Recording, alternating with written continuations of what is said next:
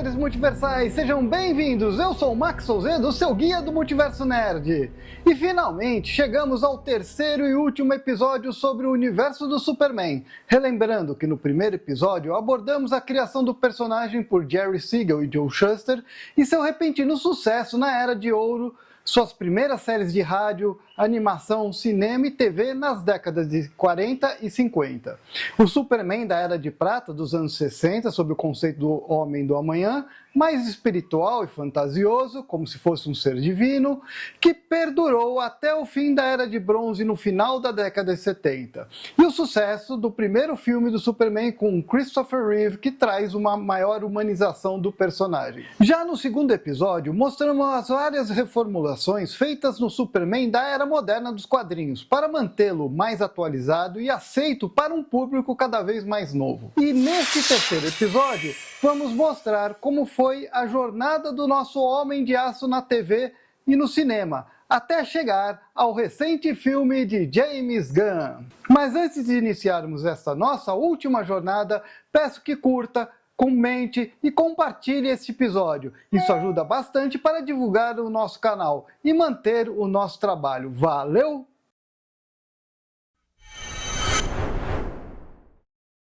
Duas décadas após a conclusão da icônica série animada dos estúdios Flashers, em 1943, Superman estreia sua segunda animação em As Novas Aventuras do Superman. Foi a primeira animação do Superman criada especialmente para a TV em 1966 pela Filmation Studios, principal concorrente da Hanna-Barbera, tendo em seu portfólio animações consagradas como Popeye, Super Mouse, Tarzan, Flash Gordon e He-Man, que se tornaram sucesso nas décadas de 70 e 80.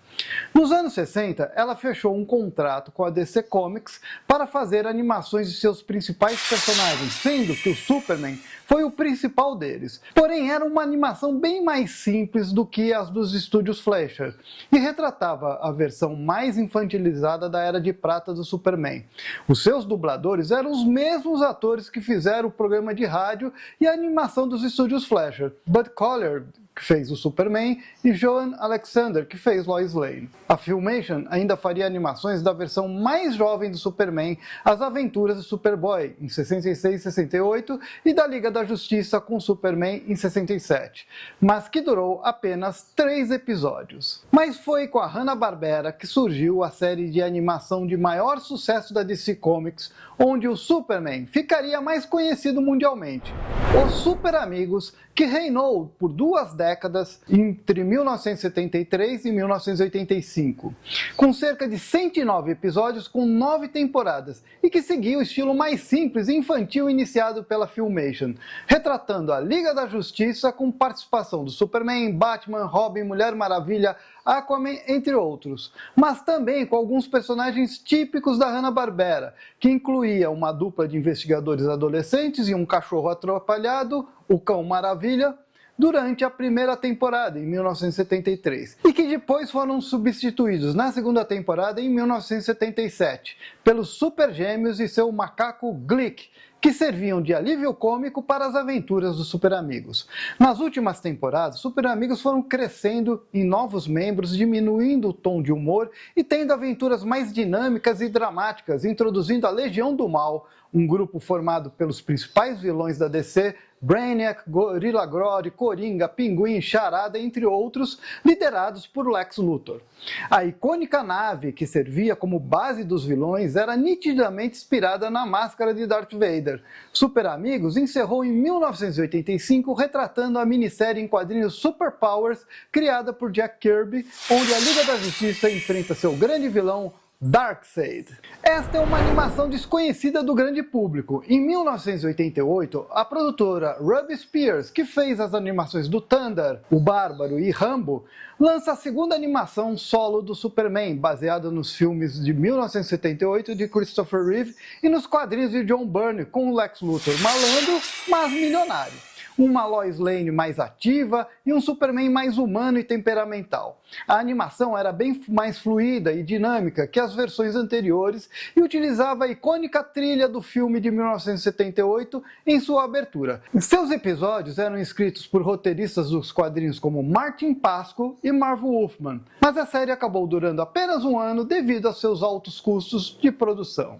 Bruce Timm, Paul Dini, Alan Burnett, a mesma equipe criadora de Batman, a série animada de 1992 a 1995, e que fez um enorme sucesso ao finalmente retratar o Cavaleiro das Trevas de forma mais sombria e fiel dos quadrinhos, resolveram repetir o feito e lançar em 1996 Superman, a série animada, que se tornou para muitos a versão definitiva do Superman em animação. Seguindo um estilo limpo, retrofuturista e bem mais próximo daquele Superman épico semideus dos anos 40 dos estúdios Fleischer, trouxe diversos vilões dos quadrinhos atualizados, como Lex Luthor, empresário e calculista, de John Byrne, Brainiac, Darkseid e uma maior integração do universo DC com participações de outros personagens como Batman, Supergirl, Mulher Maravilha, Flash e Lanterna Verde, criando um universo DC animado que teve outras séries com a participação do Superman na Liga da Justiça e na Liga da Justiça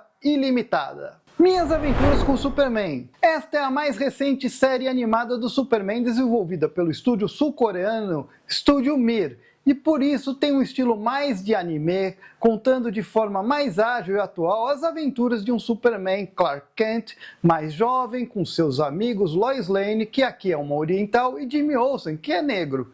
Ou seja, de etnias diferentes das suas versões anteriores e que estão em início de carreira. Sua galeria de vilões são versões mais jovens e atualizadas de Lex Luthor, Brainiac e Amanda Waller.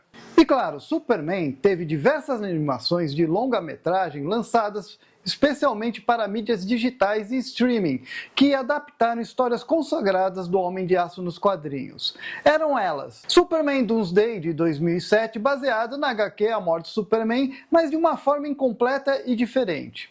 All Star Superman, de 2011, baseado na HQ All Star Superman, de 2005 e 2008, criados por Grant Morrison e Frank Quitely, que eu citei anteriormente. Superman vs a Elite, de 2012, história famosa onde Superman enfrenta um grupo de anti-heróis violentos, a Elite, e prova que seu ideal de não matar ainda é relevante. A Morte do Superman, de 2018, que reconta de forma muito mais fiel e detalhada a versão original dos quadrinhos de 1992. Reinado dos Supermans, de 2019, continuação direta da Morte do Superman, que adapta a saga dos 4 Superman: Aço, Erradicador, Superboy, Superman Cyborg, que eu comentei lá no segundo episódio. Superman Entre a Foice e o Martelo, de 2020, animação da minissérie Mark Millar, que mostra um Superman comunista, um Batman revolucionário e a Guerra Fria com superpoderes. Injustiça, de 2021, baseado no famoso game Injustice, God Among Us, de 2013, história do Superman que se torna um tirano após a morte de Lois Lane e a destruição de Metrópolis pelo Coringa. Superman Homem do Amanhã, de 2020, serve como uma reimaginação moderna da fase inicial do herói criada por Jerry Siegel e Joe Shuster. Superman ficou praticamente 3 décadas sem uma adaptação para séries live action, desde o trágico fim da série dos anos 50 com a morte de George Reeves. Teve algumas tentativas de voltar com pilotos extremamente esquisitas, como uma versão com anões fantasiados de cachorros no início dos anos 60, As Aventuras do Super Pup, criado pela mesma equipe que produziu a extinta série com George Reeves, onde os personagens eram retratados como cachorros, tendo Bark Bent como Super Pup, voltado para o público infantil, mas que não agradou nos testes e acabou sendo cancelada. Teve também uma versão com Superboy em 1961, mas que também não vingou nos testes de audiência por ser considerada morna e sem graça. E nos anos 70, uma peça musical da Broadway que a rede ABC adaptou para a televisão em 1975 como um especial musical, onde o Superman saía cantando e dançando enquanto sentava a porrada em criminosos. Somente em 1988 que foi lançada a primeira produção em live action para a TV depois da morte de George Reeves, e ainda assim não seria com Superman, mas sim sua versão mais jovem, o Superboy. A série foi criada por Iliya e Alexander Salkind, os mesmos produtores dos filmes Superman com Christopher Reeve. Apesar de ser uma tentativa de expandir o universo do Superman para a TV, a série não tinha nenhuma ligação com os filmes, sendo uma espécie de versão alternativa do herói, apesar de usar alguns elementos visuais do filme. Era uma produção de baixo orçamento com uma distribuição independente da Warner, sendo vendida para emissoras locais, e teve uma boa aceitação durante 4 anos, com cerca de 100 episódios. A série mostrava um Clark Kent mais jovem, já atuando como Superboy, estudando jornalismo na Shuster University, homenagem ao desenhista Joe Shuster, enfrentando tanto criminosos normais quanto vilões como Lex Luthor, Bizarro, Sr. Mxyzptlk e outros da mitologia. Acompanhavam Clark, Lana Lang, seu primeiro par romântico nos quadrinhos, e T.J. White, filho de Perry White, inventado para a série. Um fato curioso é que Superboy foi interpretado por 2 atores diferentes. John James Newton foi substituído por Jared Christopher, após desentendimentos com a produção a partir da 2ª temporada, que foi mais aceito pelos fãs e trouxe um tom mais maduro. O mesmo aconteceu com Lana Lang, que também mudou de atriz. Stacey Hajduk assumiu o papel a partir da 2ª temporada.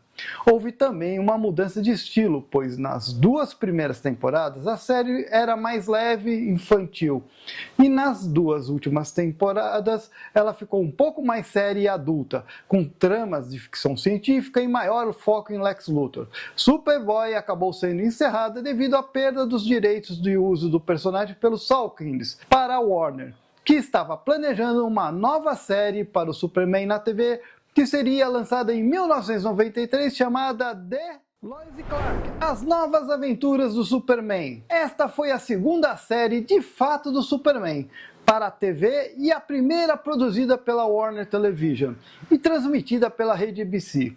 Porém, o foco era mais no relacionamento de Clark Kent, Dean Cain, hoje um trumpista radical que é defensor da política anti-imigratória, o que é um contrassenso ao personagem que interpretou, que é justamente um imigrante.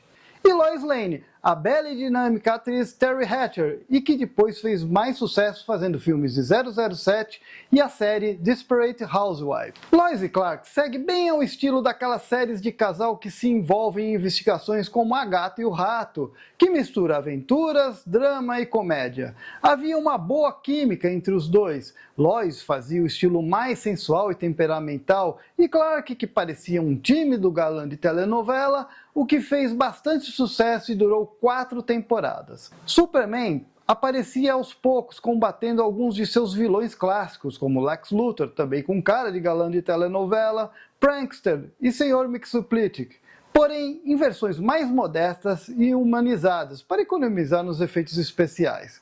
A série acabou cancelada após finalmente Lois ter descoberto que Clark é o Superman, e ambos se casaram, o que acabou esvaziando a trama central da série, que ficou sem graça.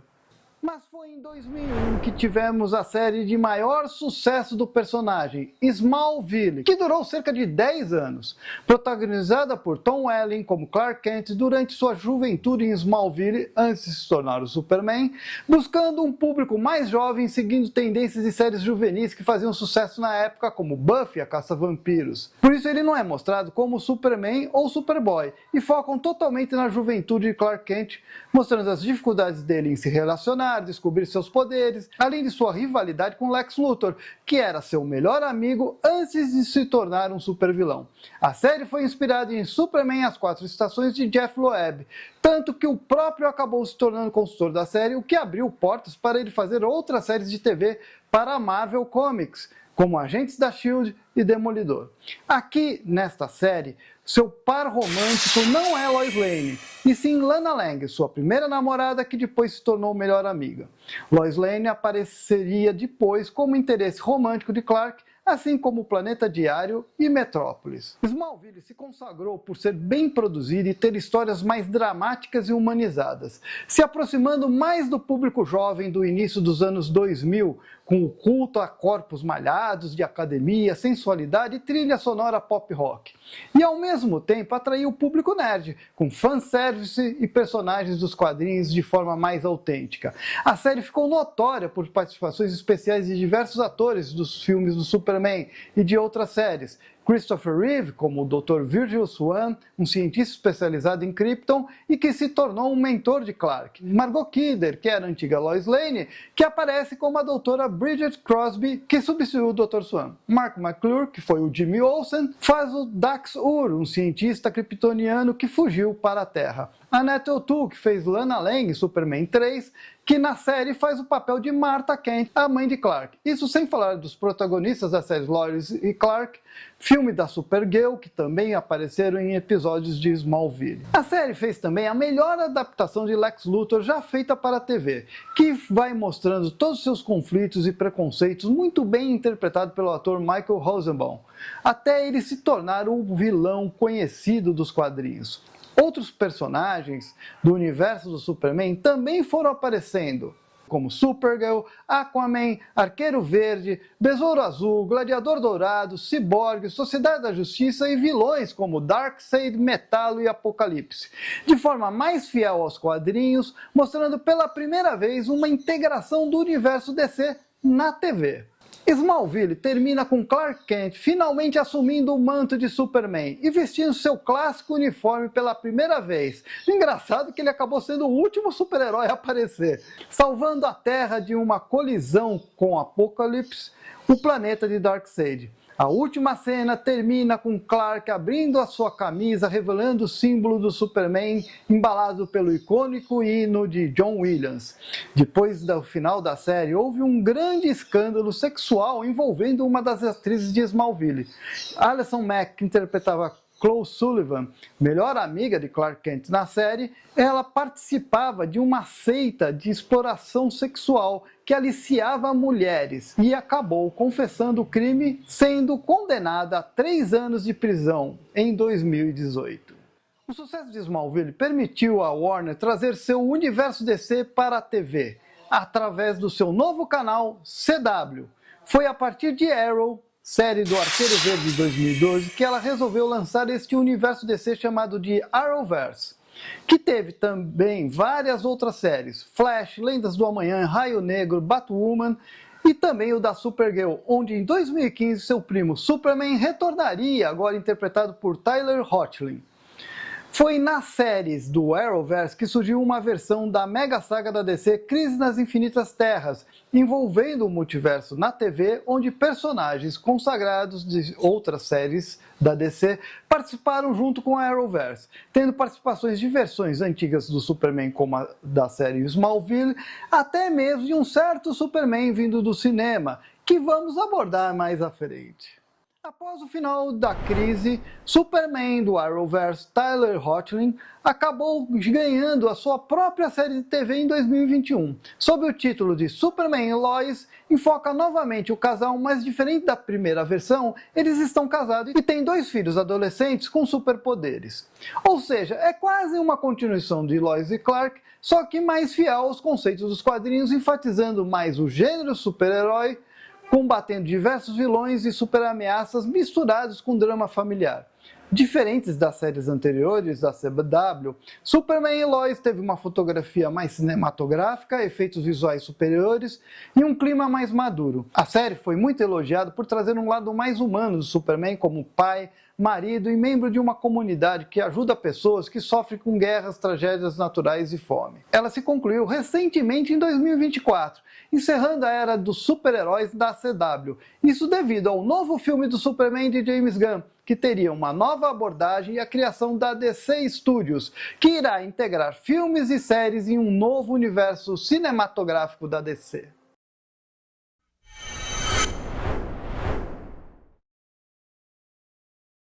E finalmente, Finalmente, vamos retornar ao cinema, voltando ao passado, lá na década de 80, onde falamos sobre os dois icônicos filmes do Superman, com Christopher Reeve. Além do filme de 1978, de Richard Donner, que é considerado o pai de todos os filmes de super-heróis, e do segundo filme de 1980, que fez sucesso, mas foi prejudicado pela troca do diretor Richard Donner por Richard Lester. Houve ainda mais duas continuações, que formariam a fase do Superman de Christopher Reeve.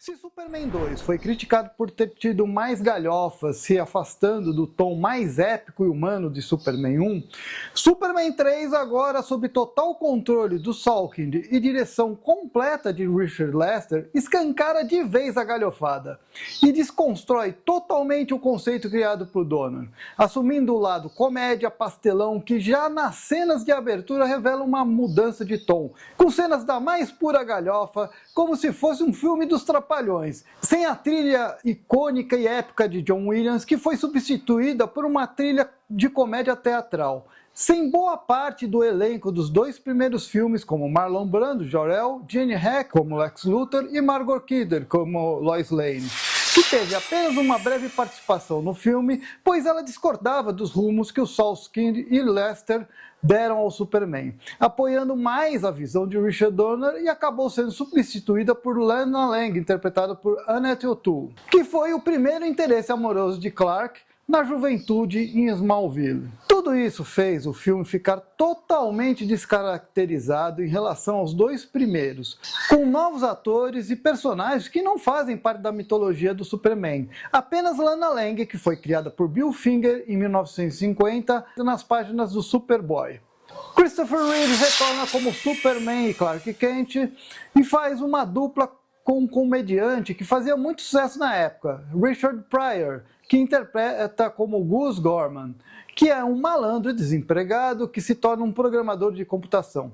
Ele é contratado por um vilão empresário chamado Ross Webster, interpretado por Robert Vaughn, para fazer um supercomputador que irá dominar o mundo e derrotar o Superman. Para isso, eles criam uma criptonita sintética que transforma o Superman em uma figura bêbada e malvada, se tornando uma antítese de si mesmo.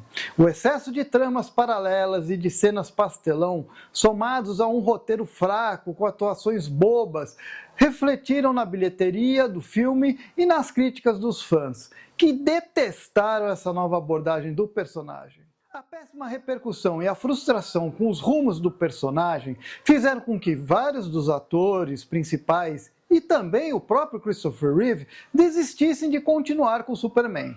Depois do enorme fracasso com o filme da Supergirl, que causou prejuízo à Warner e ao Salkind, ambos resolveram desistir de continuar produzindo os novos filmes e vender os direitos do Superman para a Cannon Films, empresa conhecida por produções de baixo custo como Braddock com Chuck Norris, He-Man e o filme Lambada. Ao assumir a franquia em 1986, a Cannon conseguiu convencer Christopher Reeve de retornar ao papel do Superman, em troca de um excelente cachê, que foi um dos maiores da época, maior controle criativo, onde ele mesmo escreveu o roteiro, e a promessa de financiar seus novos projetos autorais e de colocar o Superman em seu devido lugar, descartando tudo que foi feito no terceiro filme, com uma temática um pouco mais adulta e politizada, e com o retorno de Gene Hackman como Lex Luthor. Mas o que se viu na prática foi um verdadeiro desastre, com um orçamento pífio, reduzido à metade, um diretor fraco, Sidney J. Furie, atuações mornas e sem carisma, roteiro ruim, mal editado, com efeitos especiais inacabados, piores do que na época em que foi feito o primeiro filme. Na boa, pessoal, mas só de olhar a abertura tosca, estilo telejornal dos anos 70, já dava para perceber a bomba que seria este filme. Na trama, Superman resolve eliminar todas as armas nucleares da Terra, lançando-as no Sol. Porém, seu inimigo mortal, Lex Luthor, escapou da prisão e aproveita a situação para criar um novo supervilão. Ele cria um clone poderoso do Superman movido a energia nuclear chamado de Nuclear Man.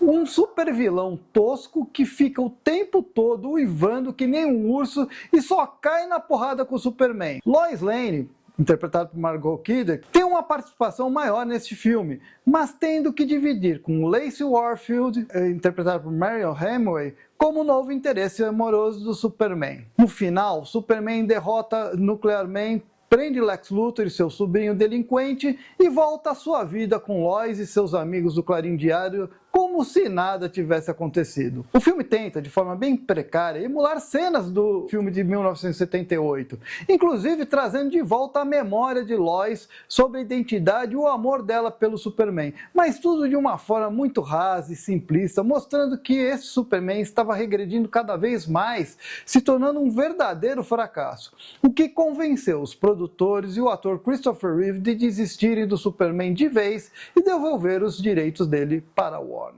É impressionante ver como o primeiro filme de Richard Donner estava anos-luz à frente de seus sucessores, que foram regredindo cada vez mais, mesmo com quase uma década de avanços tecnológicos e cinematográficos, tornando o primeiro filme cada vez mais icônico e a grande referência para filmes de super-heróis até hoje. Christopher Reeve nunca mais retornaria a fazer o Superman, mesmo se quisesse.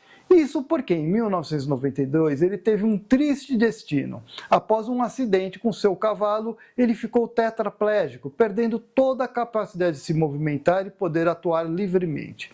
Após o acidente, Christopher Reeve se reinventou como um ativista e porta-voz poderoso em prol da pesquisa médica e dos direitos das pessoas com deficiência. Fundou a Christopher Reeve Foundation, que arrecada milhões de dólares para pesquisa sobre paralisia e lesões na medula espinhal.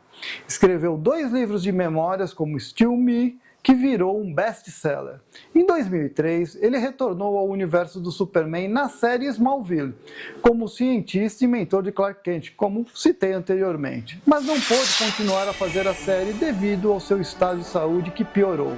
O ator que se tornou um ícone mundial e nos fez acreditar que um homem podia voar, deu seu último voo em 2004. Depois de algumas tentativas frustradas de retornar com o herói para o cinema, sendo que a mais conhecida foi Superman Lives, um projeto que quase foi produzido e que teria o ator Nicolas Cage, que era fã do personagem, como Superman. Escrito pelo roteirista de quadrinhos Kevin Smith e dirigido por Tim Burton, devido ao sucesso que ele teve com seus filmes do Batman, era um projeto bastante ousado e extravagante, misturando conceitos do Superman com elementos góticos e futuristas, uma aranha gigante alienígena e o vilão Brainiac, que seria interpretado de forma mais sinistra por Christopher Walken. Felizmente essa bomba dos anos 90 não aconteceu, mas acabou rendendo um divertido documentário, A Morte do Superman Lives, de 2015. Foi somente em 2006 que a Warner finalmente lançaria o mais novo filme do Homem do Amanhã, Superman, O Retorno, dirigido por Bryan Singer, o mesmo diretor de X-Men da Marvel Fox, que fazia bastante sucesso na época. Singer trabalhava constantemente com a produtora de Richard Donner em X-Men, e ele resolveu trazer de volta justamente o Superman de Donner como se fosse uma continuação de seus 2 primeiros filmes. Com uma produção requintada, cheia de efeitos especiais e CGI, Singer fez um tributo ao primeiro filme do Superman de uma forma mais atualizada. Mas ele esqueceu de um importante detalhe: faltava a personalidade do seu protagonista, Brandon Routh, que nem de longe tinha o mesmo carisma e o talento de Christopher Reeve. Assim como Lois Lane, interpretada por Kate Bosworth, ambos estão muito apáticos e sem personalidade. As falas de Brandon Routh eram tão curtas e sem expressividade que ele parecia mais um figurante. O único que se salva é Lex Luthor, que foi interpretado pelo talentoso Kevin Spacey, trazendo um lado mais sinistro e perverso do personagem, abandonando o lado galhofa de Gene Hackman.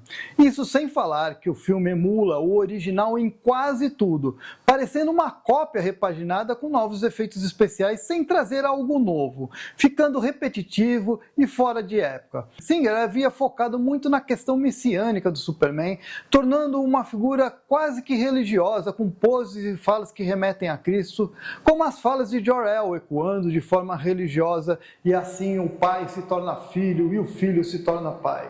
Ele até mesmo passa por um flagelo nas mãos de Lex Luthor ao ser espancado por seus capangas e esfaqueado por uma lâmina de kryptonita, numa cena bastante dramática e pesada para o estilo do personagem. Singer às vezes exagera, perdendo muito tempo com algumas cenas, como ao salvar um avião logo no início do filme, que dura cerca de 15 minutos. A única novidade é a revelação do filho do Superman com Lois Lane, que ela guardou o segredo após ele ficar fora da Terra por 5 anos. Mas por que ele saiu da Terra? Só para ver se seu planeta Krypton ainda existia, algo totalmente sem sentido, pois ele já sabia que seu planeta havia sido destruído pelo Sol Vermelho através do seu pai, como foi revelado no primeiro filme de 78. O resultado final não empolgou o público, que estavam mais na vibe de filmes da Marvel e do Batman, que traziam uma atmosfera mais atual e realista, além do alto custo do filme, que foi mais um prejuízo para a Warner. O fracasso de Bryan Singer fez a Warner rever totalmente a forma de fazer filmes para o Superman. Ela queria algo novo, sem as influências do Superman de Richard Donner, que já durava cerca de 40 anos. Eis que surgiu o diretor Christopher Nolan, que fez muito sucesso com seu Batman realista e sombrio, conquistando o público e a crítica, se desvinculando da versão teatral meio galhofa de Tim Burton. A Warner queria fazer a mesma coisa com Superman e encomendou um projeto para Nolan e sua equipe desenvolverem. Nolan aceitou o projeto, mas não quis dirigir o novo filme, pois queria focar em projetos mais autorais e já estava cansado de super-heróis. Por isso, ele propôs chamar um jovem diretor que estava chamando a atenção adaptando histórias em quadrinhos para filmes com extrema competência. Estou falando de Zack Snyder, um diretor bastante controverso que até hoje desperta ódio e paixões entre a comunidade nerd. Ele já havia dirigido 2 filmes de quadrinhos que fizeram bastante sucesso e por serem difíceis de levar para a tela grande. O primeiro foi 300 de Esparta, graphic novel escrita e desenhada por Frank Miller e que Zack Snyder dirigiu em 2006 com enorme fidelidade, usando de técnicas de câmera lenta, enquadramentos e fotografia que emulam muito bem a arte de Miller, algo que já havia sido feito antes com Sin City em 2005, outra obra de Miller dirigida por Robert Rodrigues e Quentin Tarantino. Já a segunda adaptação foi Watchmen, de Alan Moore e Dave Gibbons, em 2009, a mais famosa obra da DC que, junto com Cavaleiros das Trevas, revolucionou o universo dos super-heróis. Snyder conseguiu a proeza de retratar este quadrinho com relativo sucesso, pois ela é muito difícil de se adaptar devido a várias subtramas e um estilo bem próprio para os quadrinhos.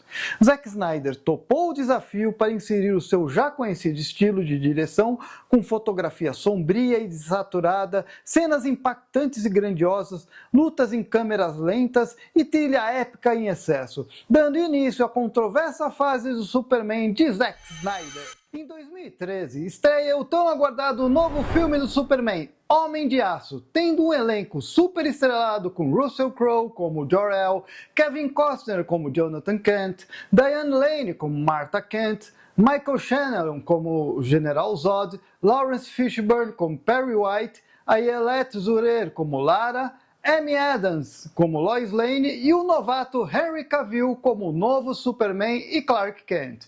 Além de uma nova e espetacular trilha sonora de Hans Zimmer, que fez as trilhas de Duna, Gladiador e Batman, e roteiro de David S. Goyer e Christopher Nolan, os mesmos autores da trilogia do Batman. Snyder e Nolan optaram claramente pelo conceito Homem de Aço de John Byrne de maneira mais explosiva e realista, que usa mais a força e a agressividade bem ao estilo dos quadrinhos dos anos 90. Com um tom grandioso de ficção científica, o filme retrata os últimos dias de Krypton, muito similar à versão estabelecida por Byrne, e a tentativa desesperada de Jor-El para salvar seu filho, enviando ele para a Terra junto com toda a herança kryptoniana, que é chamado de Codex, mostrando em flashback seu passado conturbado com seus pais adotivos na Terra e de não conseguir impedir a morte de Jonathan Kent. Kal-El, agora como Clark Kent, acabou se exilando e aprendendo a lidar com seus poderes,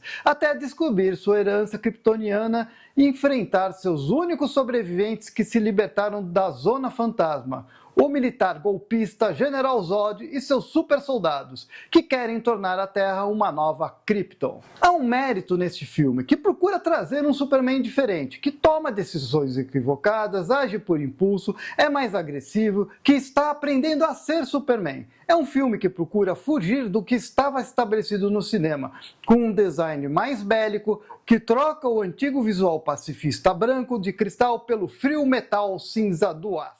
Zack Snyder não economiza nas cenas de ação, dando um tom mais épico e estrondoso no filme, com diversos cenários, espaçonaves explodindo, batalhas grandiosas, prédios sendo demolidos devido às batalhas com super seres, tudo de uma forma bem cinematográfica, com a trilha de Hans Zimmer no máximo. Desta forma, Homem de Aço parece mais um filme catástrofe do que um filme de super-herói, que exagera nas escalas das cenas, sempre muito altas, o que acaba cansando o espectador. Pelo menos não tem cenas em câmera lenta, o que já é um mérito de Christopher Nolan, que deve ter controlado mais a megalomania de Zack Snyder, colocando algumas pausas no filme. Os atores têm uma boa química. Henry Cavill convence como um Superman semideus, mais sério e fisicamente imponente, como se tivesse saído dos desenhos de Alex Ross no Reino do Amanhã. Lois Lane deixa de ser uma mocinha em perigo para ser mais atuante. Assim como Jor-El, que participa bem mais na história do que suas versões anteriores. Até mesmo o casal Kent e Perry White tem uma participação maior no filme, que procura dar mais relevância ao elenco de apoio. Mas, por outro lado, Snyder, Nolan e Goyer perderam uma grande oportunidade de fazer um filme único, se tivessem tido mais sensibilidade e conhecimento em lidar com o conceito do herói. A falta de humanidade do personagem, que pouco se importa com a enorme destruição que causa em Metrópolis ao lutar contra o General Zod e seus soldados kryptonianos. A pouca construção do caráter do personagem, colocando ele como um semideus insensível sem se aproximar das pessoas. E o final polêmico, que segue de forma similar ao que John Byrne fez nos quadrinhos. Superman acaba matando o General Zod como única alternativa para deter a destruição total de Metrópolis, o que vai contra a própria essência pacífica do Superman estabelecida nos quadrinhos e no cinema. O filme fez bastante sucesso, cerca de 670 milhões de dólares, o dobro de bilheteria de Superman: O Retorno, mas não agradou parte da crítica e dos fãs, que não engoliram bem esse Superman mais agressivo, o que rende até hoje discussões acaloradas na comunidade nerd. Mas quando todos esperavam a continuação de um Superman 2, ela veio de uma forma inusitada, anunciado na Comic Con de 2015 como um outro filme que causou um enorme furor da comunidade nerd. Aqui temos um Zack Snyder sem freios. Agora, sem a presença de Christopher Nolan e de sua produtora, ele resolveu criar um universo cinematográfico da DC, o DCEU, e iniciá-lo com um filme super sombrio que emula o que aconteceu nos quadrinhos em Cavaleiro das Trevas, um embate violento entre Batman e Superman. Batman vs Superman é diferente de Homem de Aço, sendo mais complexo, demorado e sombrio, com muitas câmeras lentas, uma mania sem fim do diretor, onde tudo é muito dramático e soturno.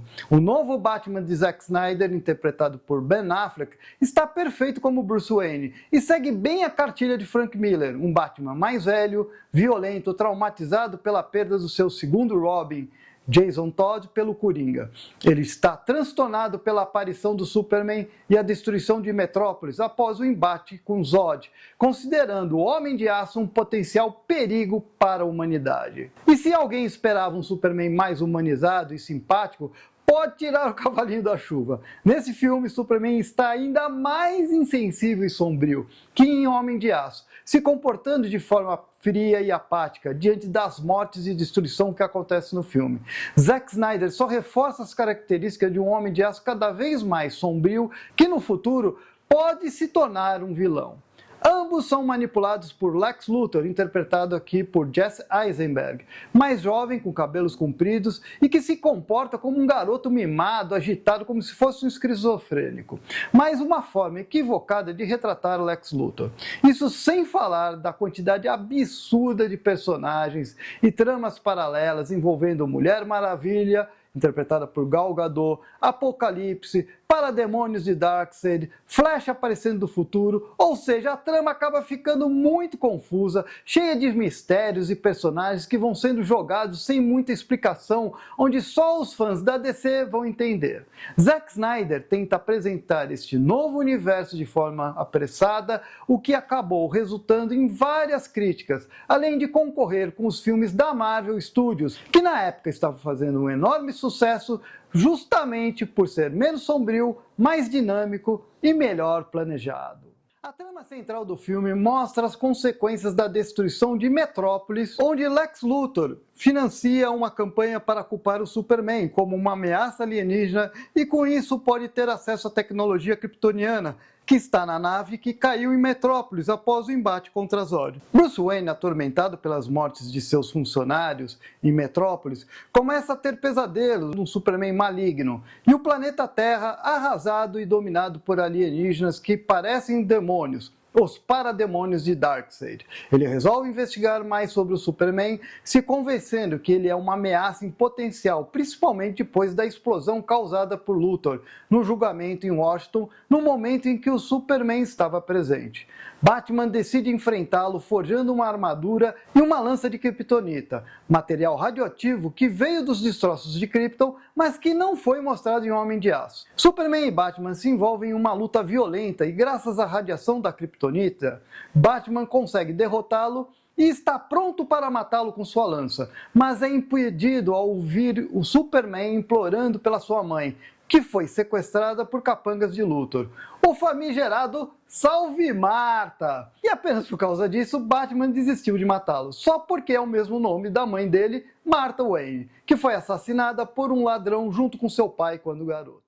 Eles se unem contra Luthor para enfrentar uma poderosa criatura que ele criou dos restos do General Zod, chamada de Apocalipse. Após uma batalha intensa com a providencial ajuda da Mulher Maravilha, Superman derrota Apocalipse, mas acaba morrendo no processo, remetendo à famosa HQ A Morte do Superman.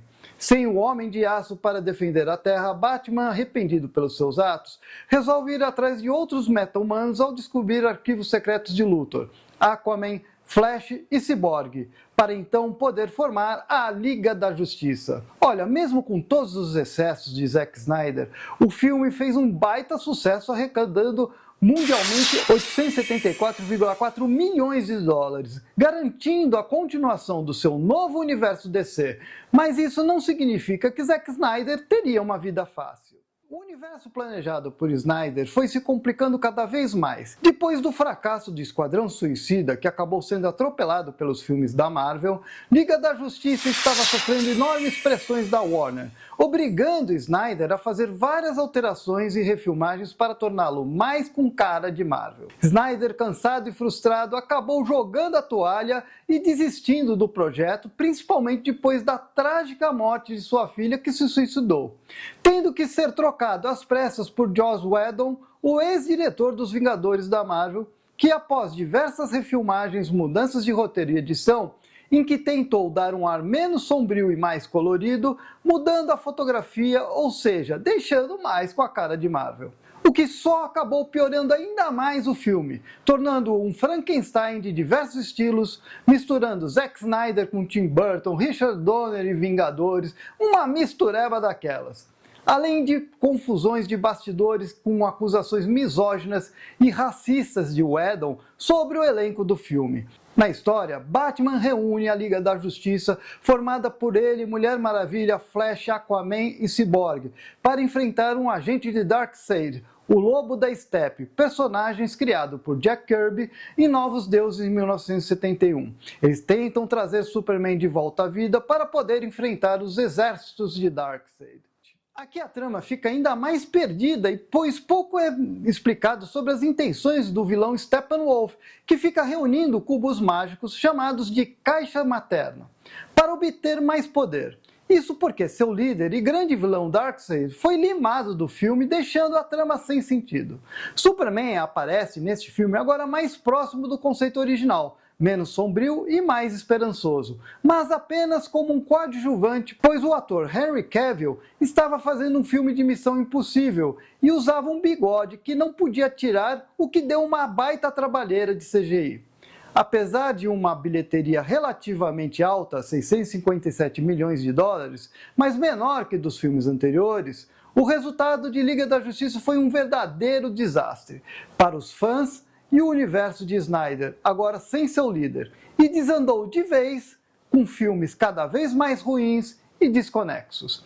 Anos depois, para o delírio dos fãs, Zack Snyder retornaria para resgatar a sua versão original da Liga, feito especialmente para o streaming na HBO Max, com cerca de 3 horas e meia de duração, o que foi uma redenção para Zack Snyder, pois a crítica, especialmente os fãs, receberam bem este filme. Apesar do tom lento e sombrio, o filme fez bem mais sentido que a versão medíocre de Whedon e reafirmou a visão mais autoral de Zack Snyder sobre o DCEU. Com tudo isso, Henry Cavill, que era para ter sido um ótimo Superman, acabou sendo prejudicado pela megalomania de Zack Snyder e a total falta de planejamento da Warner, e se afastou do personagem. Em 2022, ele retornaria para uma cena pós-crédito do filme Adão Negro, prometendo a volta do Superman aos cinemas. Mas isso acabou ficando apenas na promessa, pois Adão Negro também foi um desastre de bilheteria, enterrando de vez a volta dele como Superman. Assim como o próprio DCEU, que terminou após os tenebrosos filmes do Flash e Aquaman 2. E finalmente chegamos ao que foi feito de mais recente ao nosso Homem de Aço e Homem do Amanhã, o filme do Superman de James Gunn. Antes de analisarmos este filme, vamos colocar um pouco de contexto aqui para entender como tudo isso aconteceu.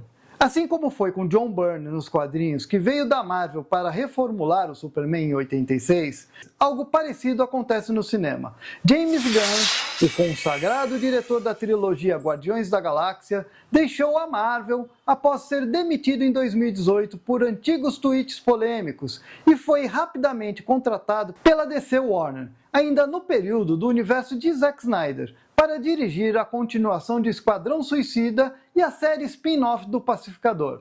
Gunn é reconhecido pelo seu talento e conhecimento de trazer os elementos fantásticos e absurdos dos quadrinhos de super-heróis e adaptá-los de maneira fiel e ao mesmo tempo criativa, sabendo colocar a essência de seus personagens de uma forma inovadora, carismática, unindo drama, humor e ação de um jeito bem orgânico, usando até mesmo da galhofa para exaltar os personagens. E depois de Quentin Tarantino, é o diretor que melhor sabe usar músicas da cultura pop em seus filmes. Na minha opinião, James Gunn é o melhor diretor do gênero de super-heróis da atualidade. Esquadrão Suicida, de 2021, foi um dos melhores, se não o melhor filme do DCEU, eleito pela crítica e pelos fãs. Mas não teve grande bilheteria devido à pandemia de Covid. Este já seria, mesmo que não oficialmente, o primeiro esboço da visão de James Gunn para o universo cinematográfico da DC, mais autêntico, colorido e sem vergonha da estética exagerada dos quadrinhos. Somando isso a Pacificador, de 2023, que foi uma das melhores séries de super-heróis já feitas, sendo também uma prévia do universo DC de James Gunn. Depois de um breve retorno à Marvel Studios para poder concluir o terceiro filme dos Guardiões, ele retorna à Warner agora como novo comandante das produções cinematográficas da novíssima DC Studios, criada em 2022, junto com o produtor Peter Safran, de quem é sócio, formando uma dobradinha bem similar ao que aconteceu na Marvel Studios com Kevin Feige e David Maisel, na implantação do MCU. Você pode conferir isso no segundo episódio da saga da Marvel Studios, links na descrição. James Gunn assumiu um enorme desafio de criar e introduzir o DCU, universo cinematográfico da DC, junto com o novo filme do Superman. Isso num momento em que filmes de super-heróis estão bastante saturados, com histórias ruins e excesso de tramas. E se tratando de Superman, que tem todo um legado e é um personagem bem complexo de trabalhar, o desafio fica pior ainda. Gunn está mais acostumado a trabalhar com personagens falhos, incorretos e esquisitos, ao contrário do que representa o Superman, apesar de às vezes ele ter histórias bem esquisitas. Escrito e dirigido por James Gunn, Superman de 2025 tem um elenco jovem e formidável que sabe interpretar muito bem seus personagens. Sem precisar apelar para grandes nomes de Hollywood, Gunn monta um elenco bem carismático, com uma química perfeita. David Corenswet está ótimo como Superman e Clark Kent, simpático, engraçado, emotivo e bem humanizado, sem perder a postura icônica e poderosa do Superman, que está em atuação neste universo há 3 anos. Rachel Brosnahan está perfeita como uma Lois Lane mais autêntica, determinada, que apesar de amar o Superman, questiona e critica suas atitudes. Nesse universo, ela já sabe a identidade de Clark Kent como Superman. Lex Luthor é interpretado pelo excelente ator Nicholas Hoult, que fez o Fera em X-Men, Mad Max, A Estrada da Fúria e Nosferatu. Apesar da boa atuação, eu achei um Lex Luthor meio histérico e exagerado. Faltou mais sutileza nele. Apesar disso, está bem melhor que a versão galhofa de Jenny Hackman e a versão esquizofrênica de Jesse Eisenberg em Batman vs Superman. Isso sem falar no elenco de apoio como Jimmy Olsen, a Gangue da Justiça com o Senhor Incrível, o homem mais inteligente do mundo, Guy Gardner, um Lanterna Verde politicamente incorreto, e Mulher Gavião, interpretado por Isabela Merced, que aqui não sabemos se é a versão mais nova ou a mais antiga esposa do Gavião Negro. E claro, Krypto, o Supercão, que foi o grande alívio cômico e infantil do filme, além de outros personagens que aparecem como o Metamorfo, um meta-humano capaz de se transformar em elementos químicos e minerais, mas no filme ele vai bem além disso. A engenheira, capaz de controlar a nanotecnologia que faz parte do seu corpo. Esta personagem era de outro universo que pertencia ao Wildstorm de Jim Lee e que foi comprada pela DC em 2003. A nova senhorita Tashmaker, amante de Lex Luthor, mas que é apaixonada por Jimmy Olsen. Rick Flag, pai do Rick Flag Jr., que foi morto pelo pacificador em Esquadrão Suicida, que também faz uma ponte nesse filme. E os super robôs da Fortaleza da Solidão, cujas vozes são de atores que fizeram Guardiões da Galáxia. Neste novo universo DC, James Gunn introduz um Superman bem mais humanizado e bem menos poderoso em relação às suas versões anteriores, seguindo em parte a cartilha criada por John Byrne nos quadrinhos. Com um visual clássico e moderno, misturando um S retilíneo similar ao Superman do Reino do Amanhã com o clássico shorts vermelho. Esse Superman é também um misto de Homem de Aço com Homem do Amanhã, unindo os dois conceitos físico e espiritual que definem o personagem, mas sem o apelo religioso que foi muito explorado nos outros filmes. Assim como foi com Zack Snyder, James Gunn aborda muito pouco do personagem Clark Kent, principalmente aquela versão que finge ser tímida e atrapalhada. Isso porque em ambos os filmes Lois Lane conhece a identidade do Superman, esvaziando um pouco a importância de Clark Kent. Gunn segue uma linha que mistura diversos conceitos anteriores, tanto nos quadrinhos como nos filmes. Você vê um pouco de Richard Donner na trilha icônica de John Williams e na estética cristalina de Krypton na Fortaleza da Solidão. Tem um pouco de Otto Binder e Grant Morrison na estética colorida e exagerada da Era de Prata, com personagens da Superfamília, como Krypto, Supergirl e Super Robôs. Tem também um pouco de Zack Snyder, com intervenções em outras nações, destruição de metrópoles e até cenas em câmera lentas. E, obviamente, muito do James Gunn e do que ele fez na Marvel, com música do estilo punk rock, muito humor, cenas chocantes, com o Superman sendo torturado e seu amigo imigrante sendo executado por Lex Luthor com um tiro na cabeça, e trazendo até mesmo cenas que ele criou em Guardiões da Galáxia, tais como os assistentes de Lex Luthor que atacam o Superman jogando como se fosse um videogame, algo que a gente já viu em Guardiões da Galáxia 2. Se esperássemos um filme com grande inovação ou impacto emocional, isso fica em segundo plano. Devido ao excesso de conceitos e à necessidade de introduzir um novo universo DC, Gunn nos apresenta uma história básica de um gênio maligno, Lex Luthor, que quer apenas destruir o Superman por pura inveja. Para isso, ele cria diversas armadilhas e planos megalomaníacos para atacá-lo. Entre esses planos, expor a identidade alienígena do Superman nas redes sociais, ao descobrir que seus pais de Krypton o enviaram para dominar a Terra e torná-la uma colônia kryptoniana. O filme tem um leve subtexto político, pois retrata a condição do Superman de ser um imigrante que saiu da sua terra natal e procura se adaptar aos costumes de um outro mundo. Superman faz questão de ser reconhecido como um ser humano, apesar de sua herança alienígena, no qual acreditava que foi enviado para fazer o bem, protegendo os frágeis e os oprimidos. Compadecido da situação de um outro imigrante que vendia comida de rua em Metrópolis, refugiado da destruição de seu país, Jahanpur, que estava sendo atacado por uma nação ditatorial chamada Borávia. Superman então intervém invadindo a Borávia, destruindo seus exércitos e tendo uma conversinha com seu presidente ditador, para não mais molestar o país vizinho.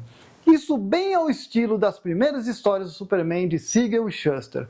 Mas isso acabou gerando questionamentos políticos e intervencionistas por parte da imprensa e da opinião pública, que foram manipulados por Lex Luthor. O problema é que James Gunn não mostra nada disso em cenas, apenas é dito em conversas, o que faz perder muito do impacto que poderia ter tido na história, pois ele tinha um universo inteiro para apresentar ao mesmo tempo. O próprio início do filme já é uma quebra de expectativa, que se inicia com Superman caindo ferido no Ártico, com um sutil lettering de frases resumindo o que aconteceu. Há 300 anos o mundo convive com meta-humanos. Há 3 décadas Kal-El foi enviado de Krypton para a Terra. Há 3 anos ele se tornou o Superman. Há 3 dias ele invadiu a Borávia e há 3 minutos ele perdeu sua primeira batalha. Olha, a sensação que dá é que você chegou atrasado perdendo 10 minutos do filme. Faltou uma introdução mais consistente que poderia ter sido feita de uma forma mais enigmática e impactante, introduzindo esse universo. Gunn diminuiu muito o impacto mais épico que poderia ter sido esse Superman, enxugando e simplificando diversas cenas e situações que vão sendo jogadas para o público sem muita explicação. A falta de contexto e a banalização de conceitos absurdos nesse filme dificulta a conexão com a sua história. Quase tudo acontece num passe de mágica. Lex Luthor cria portais para acessar outra dimensão, criando um mini-universo transformado em prisão para meta-humanos. Sintetiza a Kryptonita com Metamorfo, onde nem mesmo nos quadrinhos ele conseguiu fazer isso. Cria um clone maligno do Superman, ou Ultraman, e um monstro gigante estilo Kaiju destruindo prédios, enquanto pessoas ficam tranquilas tomando sorvete e tirando foto. Tudo com a maior naturalidade, como se fosse algo banal. Ok, é um universo de super-heróis, onde coisas absurdas acontecem o tempo todo, mas sem nenhum impacto, sem causa e consequência, onde as pessoas não reagem. Você não sente a sensação do perigo, você não tem o lastro emocional com o mundo real, que existe sim nos quadrinhos, mas no cinema isso é fundamental. Neste ponto, o filme para mim ficou vazio e banal, pois qualquer coisa é possível de fazer e se desfazer. Faltou aquele caráter épico e emocional digno da grandeza do personagem. Você não se importa muito com os outros personagens que vão aparecendo de forma gratuita e sem contexto. Gangue da Justiça? De onde surgiu isso? Mas quem é esse cara de cabeça de tigelinha, tipo Mo dos Três Patetas? De onde surgiu o ser elemental que do nada sintetiza Kryptonita e um mini-sol amarelo? Ou um cara com bolinhas voadoras e uma máscara preta na cara? Se estivéssemos apresentando personagens mais conhecidos, como Flash ou Mulher Maravilha, beleza, nem precisaria de introdução. Mas não é o caso aqui. São personagens desconhecidos que precisavam de um pouco mais de contexto para se apresentar nesse universo. Se pegarmos como referência Guardiões da Galáxia, James Gunn vai introduzindo de forma perfeita os personagens, revelando quem é Ronan, Thanos, Gamora, Nebulosa, os Krees, as Joias do Infinito, a Corporação Nova, isso sem precisar contar a origem ou detalhar demais o histórico do personagem. E com isso, apresentou quase todo o universo cósmico da Marvel. Mas isso não acontece com esse Superman, que se fecha em si mesmo, sem nenhuma pista ou segredo desse universo para justificar um próximo filme. Apenas a aparição de Supergirl perto do final é que dá uma pista de continuação desse universo, pois seu filme já está em produção. E para concluir, eu diria que James Gunn acertou na atuação dos personagens principais, na forma carismática e emocional entendendo suas essências, a estética visual colorida, muito similar aos filmes da Marvel Studios, principalmente os mais recentes como o Thor do Taika Waititi e o Doutor Estranho no Multiverso da Loucura, com boas cenas de ação e uma produção muito bem feita. Mas infelizmente, falhou na construção da trama sem profundidade e muito simplista, apresentando este universo DC com pouco impacto, banalizando o absurdo. Mesmo assim, se compararmos com os outros filmes do Superman e da DC, ele está bem melhor. Só não conseguiu superar o clássico de Richard Donner. Para mim, ele supera por pouco o Homem de Aço de Zack Snyder, que tem o tom mais épico, mas não tem o carisma e a sensibilidade do filme de James Gunn. Pelo menos o filme foi muito bem recebido pelos fãs, com grande sucesso de crítica e aparentemente uma boa bilheteria, cerca de 600 milhões de dólares. E se tratando de DC e o momento de baixa dos super-heróis no cinema, já é um grande mérito. Que venham melhores filmes deste novo universo DC. E aqui finalmente concluímos a nossa trilogia do universo do Superman. Como vimos, na TV, Superman teve sua mitologia muito bem explorada, principalmente a partir dos anos 90, com a série de animação criada por Paul Dini, Alan Burns e Bruce Timm, e as séries live action como Smallville e Superman e Lois. Mas no cinema, o nosso Homem de Aço penou muito, ficando preso por décadas ao conceito do Superman de Christopher Reeve, mesmo depois de sua morte. Como se estivesse andando em círculos, sempre repetindo o estilo e a forma estabelecida por Richard Donner no primeiro filme de 1978, que ao se tornar icônico, passou a ser referência de como retratar o Superman no cinema. Apesar das tentativas de Zack Snyder de se afastar deste conceito, ele não conseguiu, devido à forma mal planejada e equivocada que não agradou os fãs. Já James Gunn tem o desafio de fazer o seu Superman sair da influência deixada por Donner e poder superá-lo, explorando mais sua incrível mitologia e seu rico universo de personagens fantásticos, fazendo com que o Superman siga em frente e deixe de ser apenas um homem de aço para se tornar um verdadeiro homem do amanhã. E se você gostou deste episódio e de toda a trilogia do Superman, peço que se inscreva, curta, comente e compartilhe. O meu muito obrigado e até o próximo universo. Até mais. Tchau, tchau.